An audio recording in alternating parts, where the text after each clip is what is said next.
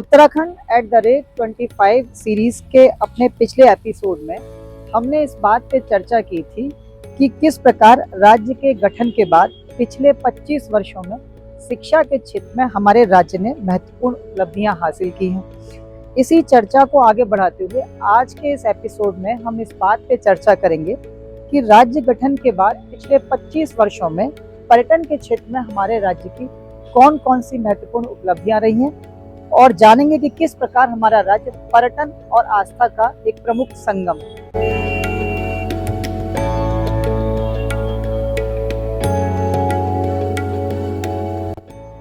उत्तराखंड एक ऐसी भूमि है जहाँ की हर घाटी में देवत्व बसता है, जहाँ नदियों की धारा श्रद्धा और आस्था का संगम बनाती है।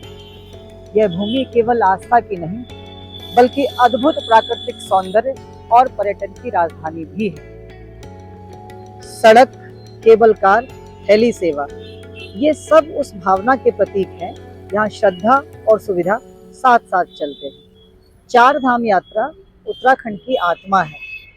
हर वर्ष लाखों श्रद्धालु और पर्यटक इन तीर्थ स्थलों की यात्रा पर आते हैं।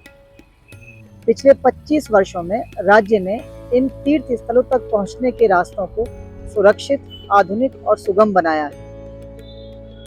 राज्य में स्थित ऋषिकेश और हरिद्वार न केवल आस्था के केंद्र हैं बल्कि आज विश्व की योग राजधानी के रूप में भी पहचाने जाते हैं। 1989 में ऋषिकेश में अंतर्राष्ट्रीय योग महोत्सव की शुरुआत हुई और इसके बाद इसे धीरे धीरे विश्व की योग राजधानी के रूप में पहचान मिली। यहाँ आयोजित होने वाले अंतर्राष्ट्रीय योग महोत्सव में दुनिया भर से लोग आते हैं और भारतीय संस्कृति की आत्मा को महसूस करते हैं।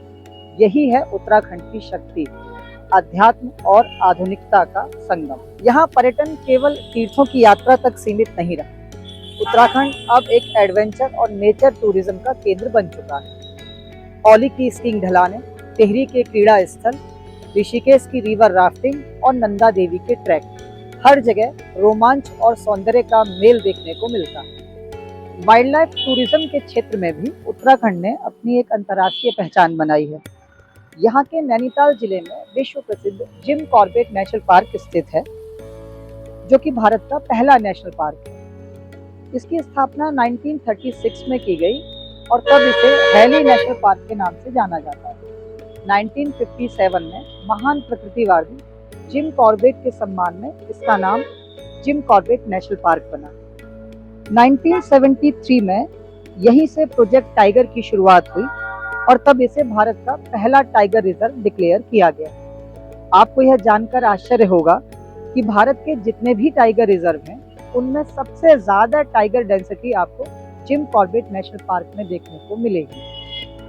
विलेज टूरिज्म ने भी राज्य की अर्थव्यवस्था को एक नया जीवन दिया है। Home stay model, organic food और लोक संस्कृति पर आधारित अनुभव पर्यटकों को गांवों की तरफ खींच रहे हैं। इस क्षेत्र में हमारे राज्य की महिलाएं भी पीछे नहीं रही हैं। वे स्वयं सहायता समूह बनाकर अपने गांवों को पर्यटन ग्राम में बदल रही है। पर्यटन ने न केवल सांस्कृतिक संपर्क बढ़ाया है बल्कि स्थानीय रोजगार को भी मजबूत किया है।